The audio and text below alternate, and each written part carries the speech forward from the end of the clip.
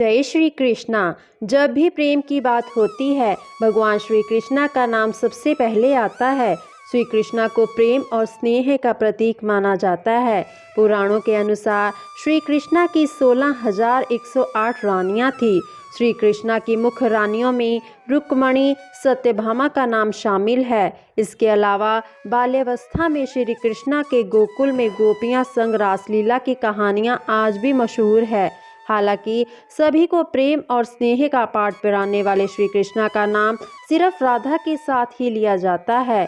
हर कोई प्रभु कृष्णा के नाम का जप करते समय राधे श्याम का उच्चारण करता है। भले ही उनकी 16,108 रानियां थी, लेकिन जब प्रेम की मिसाल दी जाती है तो श्री कृष्णा और राधा का प्रेम सबसे ऊपर होता है। श्री कृष्णा और राधा की प्रेम कहानियाँ पीढ़ी दर पीढ़ी सुनने को मिलती हैं, लेकिन जब भी राधा रानी और श्री कृष्णा के प्रेम का जिक्र होता है तो यह सवाल ज़रूर मन में उठता है कि जब दोनों के बीच इतना प्रेम था तो कृष्णा ने राधा से विवाह क्यों नहीं किया। 16,108 रानियों में एक राधा क्यों नहीं थी? सबसे पहले तो हम जानेंगे कौन थी राधा। पद्म पुराण के मुताबिक राधा वृषभानु नाम के एक गोप की पुत्री थी। कुछ विद्वान मानते हैं कि राधा का जन्म यमुना नदी के पास स्थित रावल गांव में हुआ था। बाद में उनके पिता बरसाना में आकर बस गए थे। हालांकि कुछ लोगों का यह भी मानना है कि राधा का जन्म बरसाना में ही हुआ था। बरसाना में राधा जी को लाडली कहा जाता है। ब्रह्म वैवर्त पुराण के अनुसार राधा जी कृष्णा से 4 साल बड़ी थी और उनकी मित्र थी। राधा जी से जुड़ी कई अन्य मान्यताएं भी हैं। ब्रह्म वैवर्त पुराण के अनुसार राधा का विवाह रायण नाम के व्यक्ति से हुआ था, जो कि माता यशोदा के भाई थे, यानी रिश्ते में राधा कृष्ण की मामी लगती थी। हालांकि अन्य पुराणों में ऐसा जिक्र नहीं मिलता है। राधा और कृष्ण की प्रेम कहानी।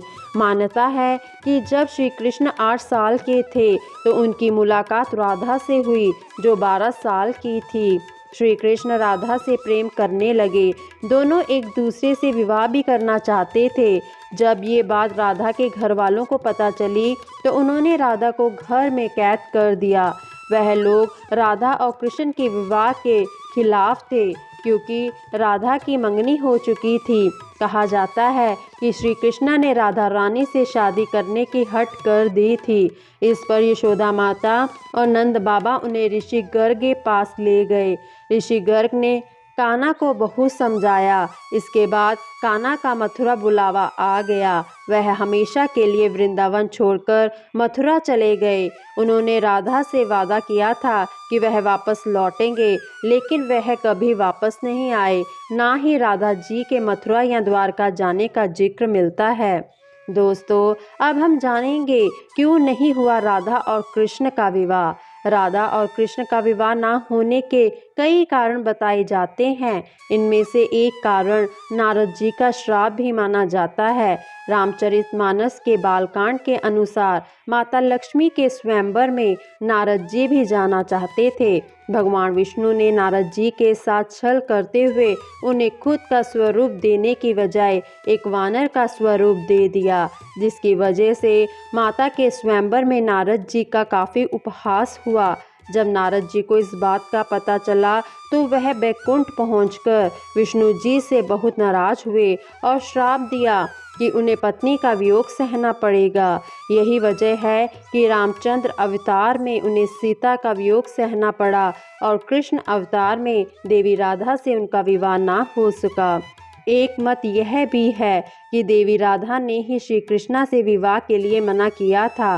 राधा यशोदा पुत्र कान्हा से प्रेम करती थी, लेकिन जब वह मथुरा गए तो राधा रानी खुद को महलों के जीवन के लिए उपयुक्त नहीं मानती थी। लोग चाहते थे कि श्री कृष्णा एक राजकुमारी से विवाह करे, इसलिए राधा ने श्री कृष्णा से विवाह ना करने की ठान ली। यह भी कहा जाता है कि राधा को महसूस हो चुका था कि श्री कृष्णा भगवान का अवतार हैं। वह खुद को एक भक्त मानने लगी थी। राधा श्री कृष्णा की भक्ति में लीन हो चुकी थी। वह भगवान से विवाह नहीं कर सकती थी। दोस्तों, अब हम जानेंगे श्री कृष्णा राधा के पास वापस क्यों नहीं लौटे। भगवान श्री कृष्ण की शरारतें, उनकी लीलाएं और छल सभी कुछ मनुष्य के लिए कोई ना कोई सीख ही थी। राधा से विवाह ना करना भी मनुष्य को प्रेम की असली परिभाषा से परिचित कराना था।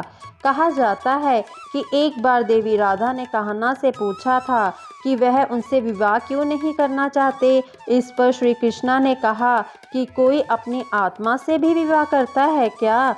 श्री कृष्णा राधा को खुद से अलग नहीं बल्कि अपना ही अस्तित्व मानते थे। वह मनुष्य को यह सीख देना चाहते थे कि प्रेम भौतिक संबंध से नहीं बल्कि आध्यात्मिक प्रकृति है। प्रेम और विवाह एक दूसरे से अलग नहीं है। जैसे राधा कृष्ण बिना विवाह भी सदियों से एक ही हैं। जहाँ कृष्ण का नाम है वहाँ राधा का स्मरण स्वाभाविक है। दोस्तों, आशा करते हैं आपको यह वीडियो बहुत अच्छी लगी होगी। कृपया करके वीडियो को लाइक, चैनल को सब्सक्राइब करना ना भूलें ताकि आप ऐसी और पौराणिक कथाएं सुनते रहें। धन्यवाद। मिलते हैं अगली वीडियो में। सब्सक्राइब करना ना भूलें।